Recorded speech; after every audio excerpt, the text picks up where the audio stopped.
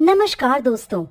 सभी व्रती महिलाओं को करवा चौथ के पावन पर्व की हार्दिक शुभकामनाएं। माँ करवा आप सभी के सुहाग को लंबी आयु प्रदान करे। सुख, सौभाग्य और समृद्धि से आपका परिवार सदैव भरा रहे। ऐसी शुभकामनाओं के साथ आइए सुनते हैं करवा चौथ की पौराणिक कथा। बहुत समय पहले की बात है। एक साहूकार के 7 बेटे थे और उनकी एक बहन करवा थी। सभी सातों भाई अपनी बहन से बहुत प्रेम करते थे, यहाँ तक कि वो पहले उसे खाना खिलाते और बाद में स्वयं खाते थे। एक बार उनकी बहन ससुराल से मायके आई हुई थी। शाम को भाई जब अपना व्यापार व्यवसाय बंद कर घर आए तो देखा उनकी बहन बहुत व्याकुल थी। सभी भाई खाना खाने बैठे और अपनी बहन से भी खाने का आग्रह करने लगे, लेकिन बहन ने बताया कि आज उसका करवा चौथ का निर्जला उपवास है और वह भोजन सिर्फ चंद्रमा को देखकर उसे अर्घ देकर ही खा सकती है। क्योंकि चंद्रमा अभी तक नहीं निकला, इसलिए वो भूख प्यास से व्याकुल हो उठी है। सबसे छोटे भाई से अपनी बहन की ऐसी हालत देखी नहीं जाती और वह दूर पीपल के पेड़ पर एक दीपक जलाकर चलने की ओट में रख देता है। दूर से देखने पर ऐसा प्रतीत होता है कि जैसे चतुर्थी का चंद्रमा उदित हो रहा हो। इसके बाद भाई अपनी बहन को बताता है कि चंद्रमा उदय हो गया है, तुम उसे अर्घ देने के बाद भोजन कर सकती हो। बहन खुशी के मारे भाभीयों के पास भागी भागी गई और कहने लगी, भाभी भाभी चलो, चंद्रमा उदय हो गया, अर्घ देकर व्रत खोलते हैं। सभी भाभियां बोली, नहीं नहीं बहन, ये तो तुम्हारा चंद्रमा निकला है, तुम इसे अर्घ दे दो, हमारा चांद तो बाद में निकलेगा। बहन की कुछ समझ नहीं आया, परंतु भाइयों के कहने पर वो सीढ़ियां चढ़ चंद्रमा को देखती है, उसे अर्घ देकर खाना खाने बैठ जाती है। पहला निवाला मुंह में रखती है तो उसे छींक आ जाती है। दूसरा निवाला मुंह में रखते ही उसमें बाल निकल आता है और जैसे ही तीसरा निवाला मुंह में रखती है कि उसके ससुराल से उसका बुलावा आ जाता है कि जल्द से जल्द वो अपने घर पहुँचे। माँ बेटी को विदा करने के लिए बक्सा खोलती है तो उसमें काले और सफेद कपड़े निकलने लगते हैं। यह देखकर वो घबरा जाती है और बेटी से कहती है कि बेटा, रास्ते में जो भी बड़ा, बूढ़ा या छोटा बच्चा मिले, सबके पैर छूती जाना।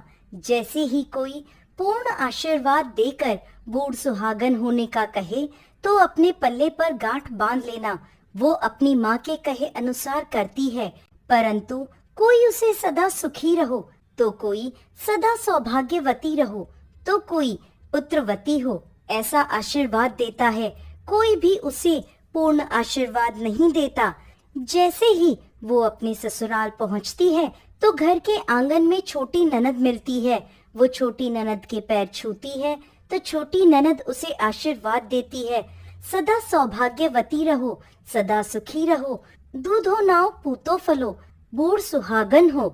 ये आशीर्वाद सुनते ही वो अपने पल्ले पर गांठ बांध देती है और अंदर जाती है। जैसे ही अंदर जाती है तो अपने पति का मृत शरीर देखती है। उसे देखते ही वो जोर जोर से रोने लगती है। अब जैसे ही उसके पति को अंतिम संस्कार के लिए ले जाने लगते हैं तो वो जिद कर उनके साथ जाने को कहती है। सभी उसे अपने साथ ले जाते हैं। चिता को अंतिम अग्नि देने का समय होता है तो वह अपने पति को जलाने नहीं देती। परेशान होकर सभी लोग उसे शमशान में एक झोपड़ी डलवा देते हैं। वो अपने पति के शव को लेकर वहां बैठ जाती है और उसकी देखभाल करती रहती है। उसकी छोटी ननद रोज उसके पास आया करती और उसे खाना दे जाया करती थी और वह सुबह शाम अपने पति की साफ सफाई करती और उसके पास बैठी रहती।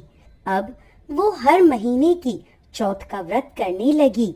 व्रत करती, चंद्रमा को अर्घ देती और जब जोत करने बैठती तो चौथ माता प्रकट होकर कहती, करवा ले, घनी बुखारी करवा ले, भाइयों की प्यारी करवा ले।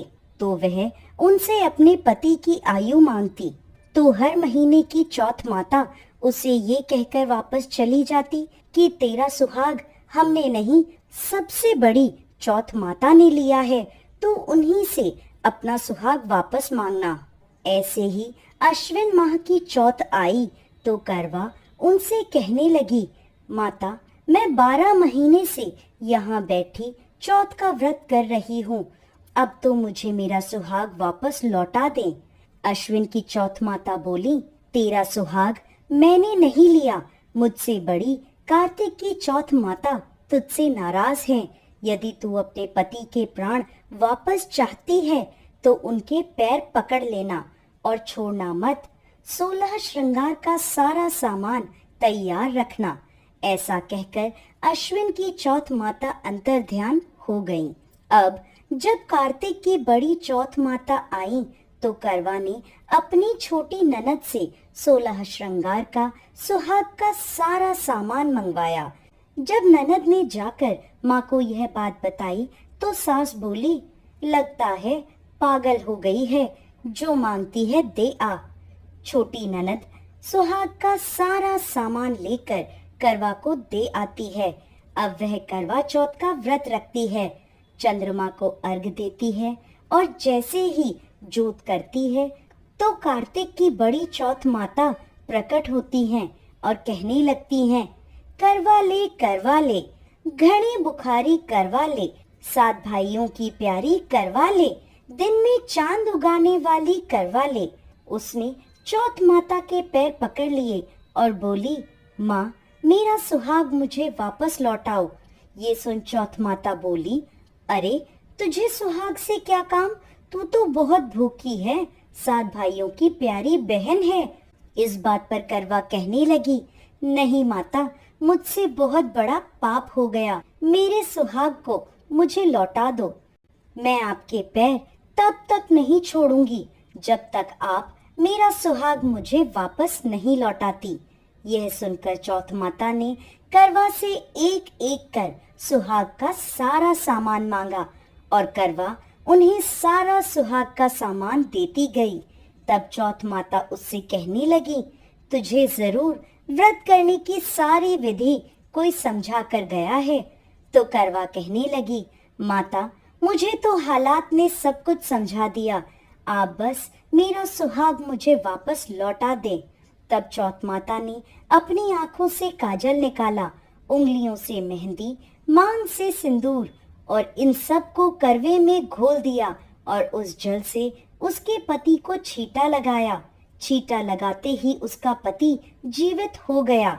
जाते जाते चौथ माता उसकी झोपड़ी पर लात मार गई, जिससे उसकी झोपड़ी महल में बदल गई। करवा के सब सुख आनंद हो गया।